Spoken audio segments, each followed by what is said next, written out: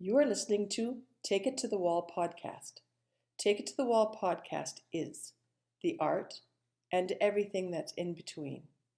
So take a listen and see the stories between the viewer and the art at Take It to the Wall with the master artists from around the world. Good morning, AJ. How are you? Welcome to Take It to the Wall. Good morning, Michelle. I'm doing great. Thank you very much for inviting me to this. So, as you know, Take It to the Wall is a master series of, I would say, the Lightward senior artists who have come together to support the arts for the province and beyond. So, you are in charge of Splash of Red. Can you please tell me a little bit more about the Splash of Red? I'll be delighted to do it. I would like to tell you a little bit more, not you, but our audience, how it all came about. The Catani House used to have a summer party that Sueva Catani had put together and had invited some of her friends 34 years ago. And this party is called Midsummer Eve of the Arts, and it is a fundraiser for the Vernon Public Art Gallery. When 9 years ago, the gallery separated from the Catani House at that time, and we became our own society, the Catani Cultural Center Society. You and I were actually having lunch, and we were talking about how sad it would be to not have a party anymore. And we said, like, we need to come up with an idea in order to honor Sueva's wish to have a summer party. And that is pretty much how the Splash of Red was born. We were talking about the mandate that we had and our vision, and it was certainly to raise awareness about her story, to raise awareness and showcase artists out of Vernon. And obviously, it is supposed to be a good fundraiser because the house needs a lot of help and maintenance. We don't get a lot of government funding. So this was something that we could do out of our own circle of friends, of artists, to do this. It's exciting. I lived in the house, and that's how we all met. I think the most exciting thing is the event is fantastic. Like the work that is put into that event, it is a world-class event in our community. But I think the bigger story is Sveva's the bigger story, and the power. I don't think people realize how much the house provides to Vernon in tourism and economic value. What would you say that economic value yearly is? I would say taking all our volunteers and all our extra hours, we're probably somewhere between $500,000 and $700,000 a year. I always find that fascinating. One of the things I'm most passionate about was when I was in my hometown volunteering and I ran an art and heritage center. I always said if we could put the value of the arts onto our budgets, our city budgets, the artists wouldn't look like, yeah, we're coming for grants. So, if you were to say to the city of Vernon, we provide $750,000 a year to the city budget, that's pretty good money as an investment and a partnership as opposed to a house that needs maintained.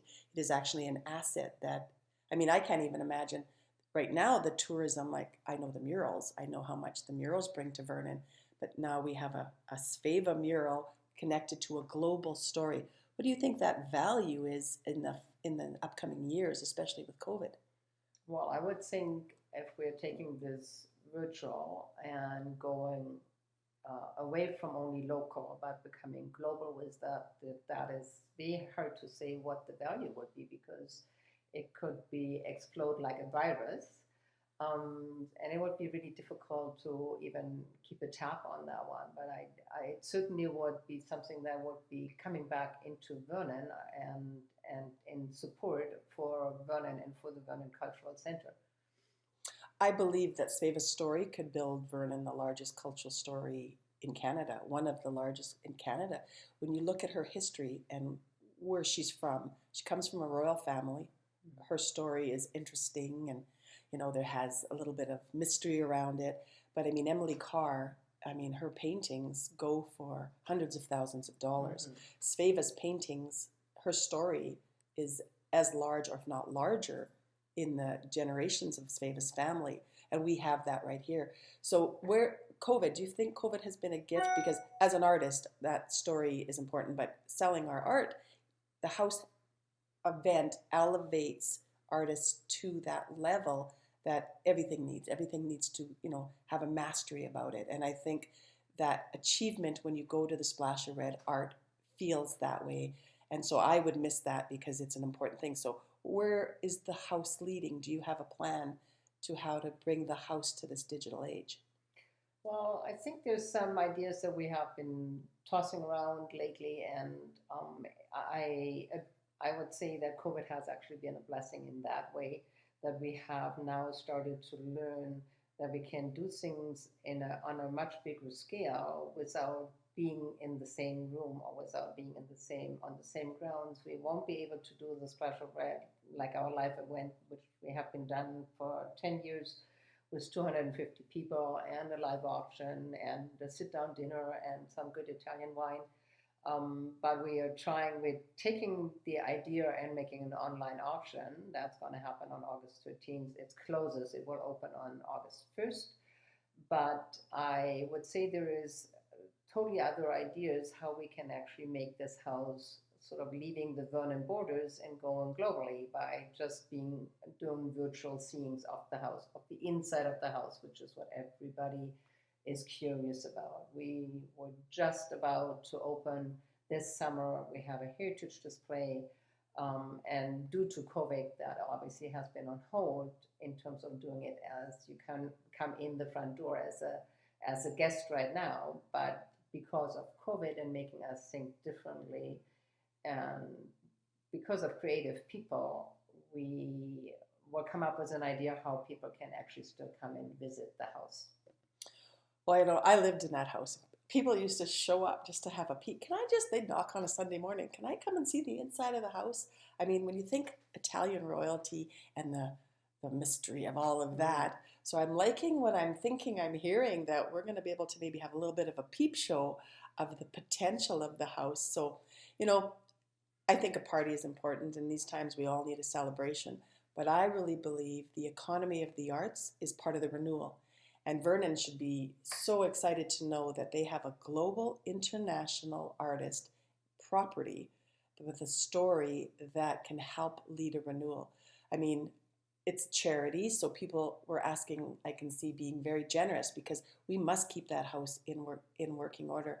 I mean, maybe that's the biggest gift of this is that piece of art is the house and the story. Yeah. So maybe we should ask, not only should we support the artist and purchase the art, but maybe there should be a fundraiser that is just, let's keep supporting that house because the arts are going to be the renewal. So is that something that, we could ask the globe? Like, let's maybe open it up and Yeah, I think there's a good possibility, and again, I think it's because of COVID we are starting to think outside the box, as we artists oftentimes refer to those things.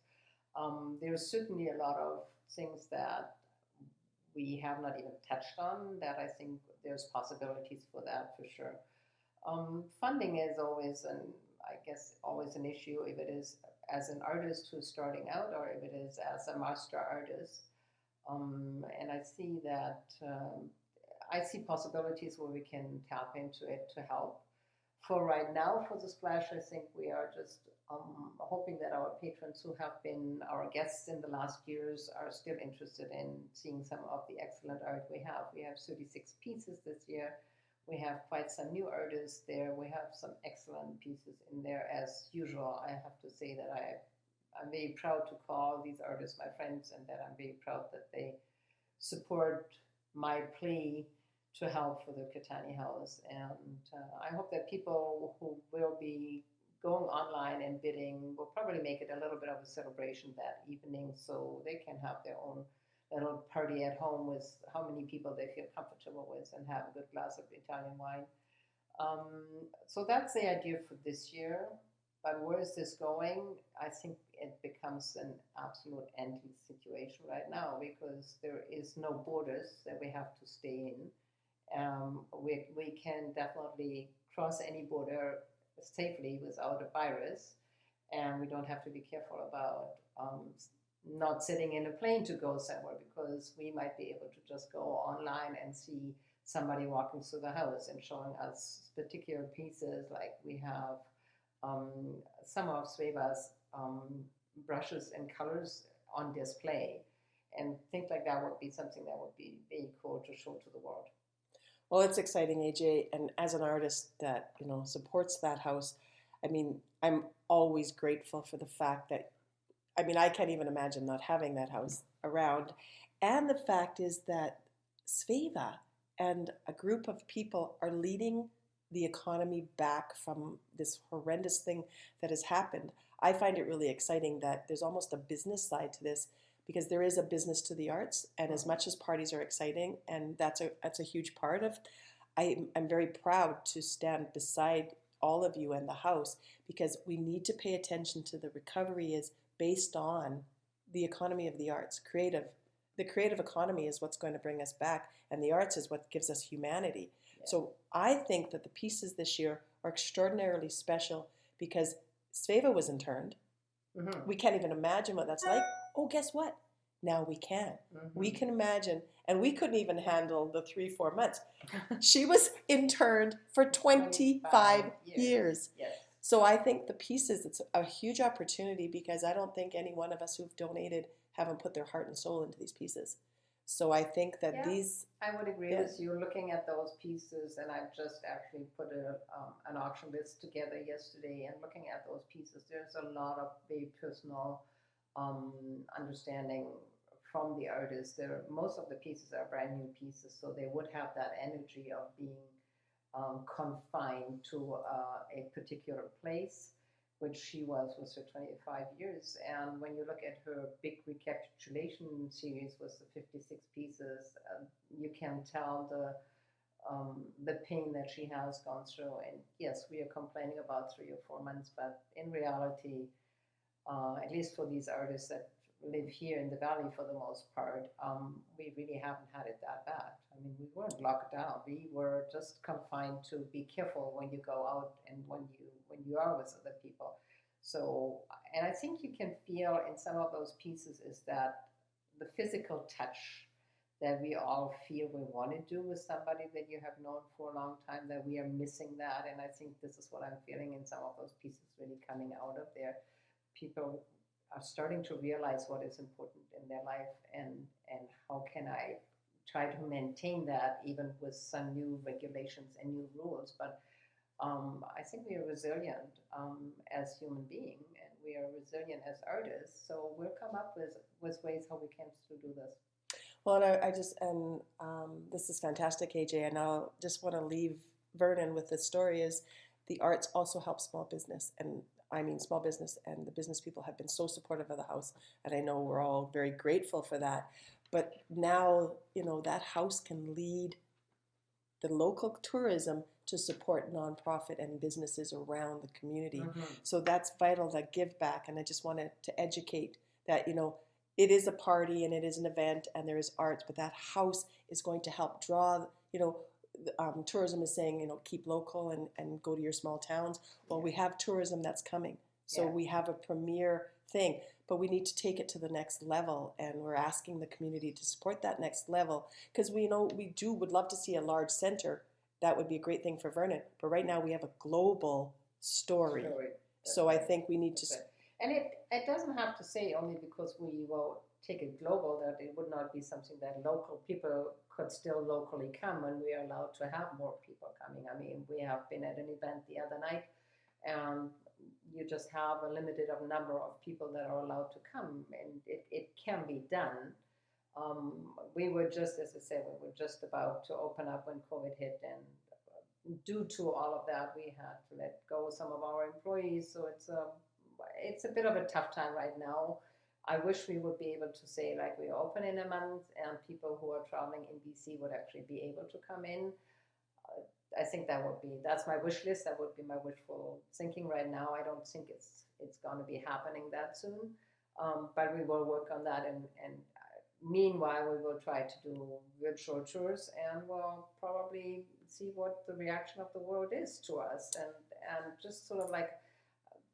In a way, we talked about this when there was a movie about Sveva. It's sort of like about setting her free, and she deserves that, and her art deserves that, and the world deserves to hear about her story.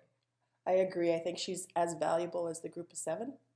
I think that AJ, I mean, there's all of us leading it, but you have really been the leader of this. I mean, you have been the connector, and I'm excited to watch. And I do believe you will open the house, and I think that's happening sooner than you think. Because I think digitally, if you guys go live, you know, you're going to open up a time capsule. You know, we got to live in that. The stories of the house. That house is a living, breathing piece of art. Oh, the house itself is, and now with some of the furniture and Ophelia's dresses and Leonie's attire. Sveva's studio will be reconstructed. That's not only the house. On top of that would be Sveva's artwork. We have some of her pieces that have been donated to us as a society. There's art all around it for sure.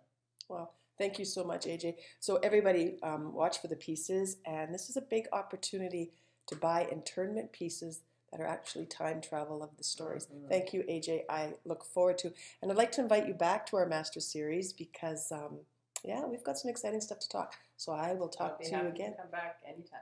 All right. Splash of Red, August 13th, 8 o'clock is when the auction closes. So make sure you register. We're opening the bidding on August 1st, and the closing is August the 13th. The 13th is always a good day, 8 o'clock, last bid counts. Thank you so much, AJ, and splash to you. Thank you.